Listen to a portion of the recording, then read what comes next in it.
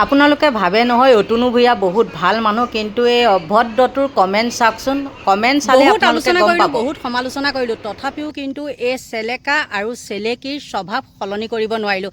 স্বাগতম জনাইছোঁ আপোনালোকক মোৰ নতুন এটা ভিডিঅ'ৰ মাজলৈ। আৰু আজি আগবেলাতেই ভিডিঅ'টো প্ৰস্তুত কৰিছোঁ। কিমান ৰ'দ দেখিছেনে? আৰু তাতে মূৰ ধুই আহিছোঁ। ঘৰতো কাৰেণ্ট নাইকিয়া, কাৰেণ্ট গৈছে, আৰু সেইকাৰণে বাহিৰলৈ ওলাই আহিলোঁ। যিয়ে নহওক বাৰু, মই এতিয়া আপোনালোকক মানে মূল কথাটো কওঁ। বানপানী সমস্যা কিমান হৈছে আপোনালোকে দেখিছে, কিন্তু এই চেলেকা আৰু চেলেকীয়ে কি কৰিছে, দুইটাই মুঠতে অসভ্য কিছুমান পোষ্ট দি পেলাই মানুহক মানে কি কৰে, একদম হেৰি কৰে, মানে ব্ৰেইনবিলাক একদম শেষ কৰি দিয়ে।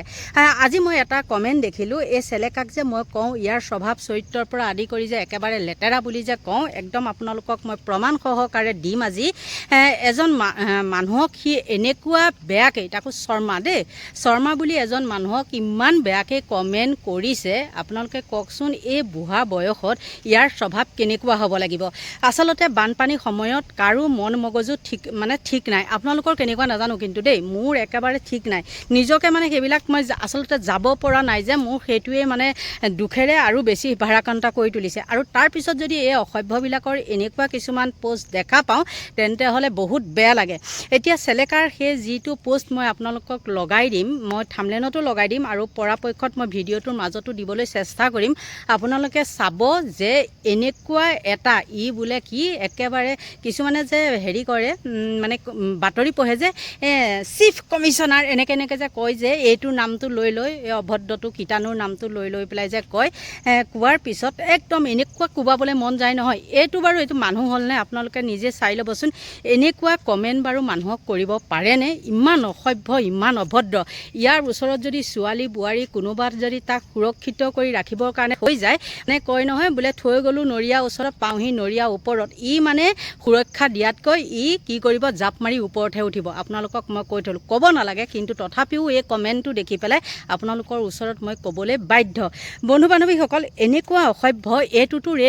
আৰু সেই অসভ্যজনী, সেই চেলেকীজনীয়ে কি কৈছে যে আজমলে যি টকা মানে শিৱসাগৰত যি মন্দিৰ মছজিদ বনাবৰ কাৰণে দিব, সেই টকা পইচা মানে তেওঁ সেইবিলাক টকাৰে বনাব নালাগে, নহ'লে বোলে কি কৰিব, তেওঁলোকৰ মানুহে হাঁহিব বুলি কৈছে, মানে মুছলিম মানুহখিনিয়ে হাঁহিব। সেই অসভ্যজনী এয়া বানপানীৰ সময়ত তাইক কেইটকা দি পেলাই সহায় কৰিছে সেইটো নাই। আৰু এই চেলেকাটোও কি কৰিছে, তাততো যাবতো নোৱাৰি, পুতেকটোৱেহে গৈছে, চেল খোৱা গৈছে। চেলেকা আৰু পুতেকটো হ'ল চেল খোৱা। সেইটো তেনেকুৱা বিতৰ্কৰ মাজত আপোনালোকে জানে, জুবিন গাৰ্গ ঢুকোৱাৰ মানে পিছতো তেওঁ কেনেকুৱা কিছুমান মন্তব্য কৰিছিলে। জুবিন গাৰ্গ জীয়াই থাকোঁতে তেতিয়া কিন্তু জুবিনৰ হৈ পেলাই প্ৰচাৰ কৰিছিলে, তেতিয়া আচলতে পাই আছিলে। আৰু জুবিন মৰাৰ পিছতে ইহঁত দুইটাই কিন্তু কমখিনি কৰা নাছিলে। তাৰপিছত এতিয়া আহিলে বানপানীৰ যি মানুহৰ এইবিলাক সমস্যা, তাৰ ওপৰত তেওঁলোকৰ কিন্তু নাই। তেওঁ মুঠতে হ'ল গৌৰৱ গগৈ, আজমল ফাউণ্ডেশ্যনে কিমান দিলে, এই অতুনু বোলাটোৰ তাত সেইবিলাকে। আৰু সি কি কৰে, মাইকীবিলাকৰ মানে হেৰি কৰে। এই কমেণ্টটো দেখিছেনে নাই? কমেণ্টটো দেখিলে আপোনালোকে গম পাব। আৰু এইটোৱেতো সেই এনেকুৱা মাইকী কেছবিলাকতে কি হৈছিলে, এবাৰ জেললৈও গৈছিলে, মনত আছে চাগে নিশ্চয় আপোনালোকৰ। গতিকে বন্ধু বান্ধৱীসকল, এই অসভ্যবিলাকক আগস্থান দিয়াৰ কিবা কাম আছেনে? এইবিলাক হ'ল চেলেকা দালাল। এয়া হ'ল মুখ্যমন্ত্ৰীৰ মানে ধেমাধৰা চোৱা চেলেকা। মুখ্যমন্ত্ৰীয়ে নিজে কৈছিলে, ক'ত কি হয় দিনটোত 100 বাৰমান ফোন কৰে, ক'ত কি হৈছে মানে খবৰবিলাক তেনেকৈ সংগ্ৰহ কৰে। তাৰমানে হ'ল মানে এই এৰা ধৰা খোৱা চেলেকা, সেই তেনেকুৱা।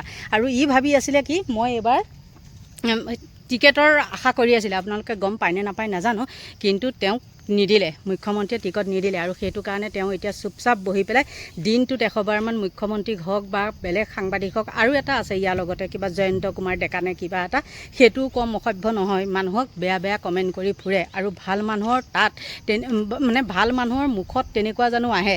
সি তাৰ স্বভাৱে চৰিত্ৰই যেতিয়া তেনেকুৱা হ'ব, তাৰ হাততো তেনেকৈ লিখিবলৈ কমেণ্টখিনি আহিব।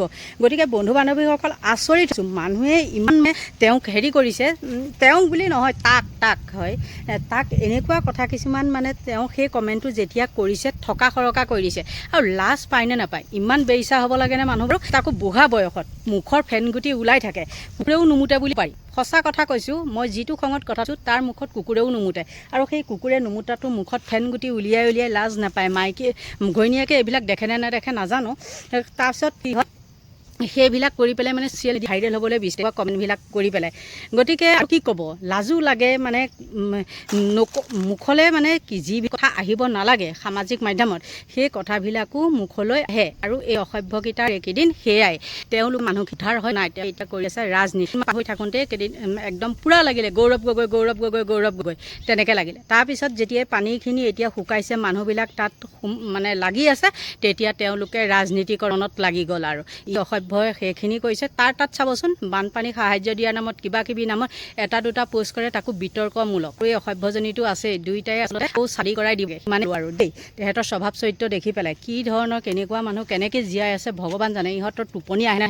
ইমান বেয়া বেয়া কমেণ্ট কৰাৰ পিছত ইহঁতৰ বাৰু টোপনি আহেনে? আমাক দেখোন কোনোবা এটা কিবা এটা বেয়া কমেণ্ট কৰিলে সেইটো মাইণ্ডত আহি থাকে, এই কথাটো কিয় কৈছে সেইটো শুধৰাবলৈ চাওঁ, হয় নে নহয়? কিন্তু এই অভদ্ৰবিলাকে এনেকুৱা ধৰণৰ কথা কেনেকৈ কমেণ্ট কৰে বাৰু? আৰু নহ'ল মানে যোনে সেইটো মই হ'লেও স্ক্ৰীনশ্বট মাৰি ৰাখিছোঁ, আৰু নহ'লেতো কৈ দিব নহয় জানো এইটো একেবাৰে মিছা কথা। গতিকে বন্ধু বান্ধৱীসকল কি ক'ম, এই অসভ্যবিলাকৰ পৰা মানে উপায় নোহোৱা হৈছে। ছ'চিয়েল মিডিয়াত তেনেকুৱা কমেণ্ট দিয়ে নে?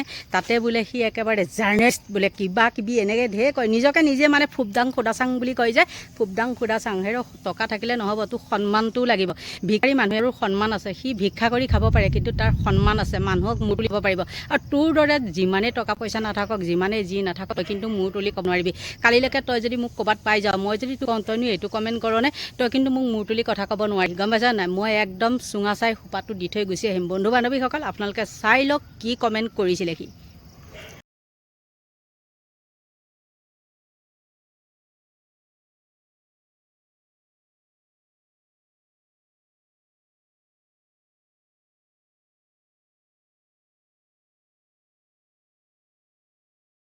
আৰু এই অসভ্যতাই কমেণ্ট কৰে, সি বোলে বহুত নৰিয়া কথা ওচৰ হৈ যায়।